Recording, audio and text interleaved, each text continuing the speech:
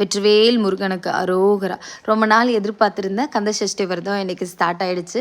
So நானுமே காலையிலே எழுந்திரிச்சிட்டு குளிச்சுட்டு ஷட்கோண கோலம்லாம் போட்டுட்டு ஒரு காப்பு கயிறு ஒன்று ரெடி பண்ணி முருகர் பாதத்தில் வச்சுட்டு விளக்கெல்லாம் ஏற்றிட்டு இன்றைக்கி சூப்பராக ஸ்டார்ட் பண்ணியிருக்கேன். என் ஹஸ்பண்ட் கையால் நான் காப்பு கட்டிக்கிட்டேன். என்கிட்ட விரலி மஞ்சள் இல்லை, அதனால் வெறும் மஞ்சள் கயிறில் கட்டிக்கிட்டேன். ஸோ அதே போல் நான் மிட் நைட் 1 o'clock தான் எங்கள் சென்னை ரீச் ஆனதுனால என்கிட்ட பால் பழமும் பெருசாக வாங்கி வைக்க முடியல. ஸோ வெறும் வீட்டில் இருந்த கல்கண்டு வச்சு நான் இன்றைக்கி நெய்வேதனம் பண்ணி ஸ்டார்ட் பண்ணியிருக்கேன்.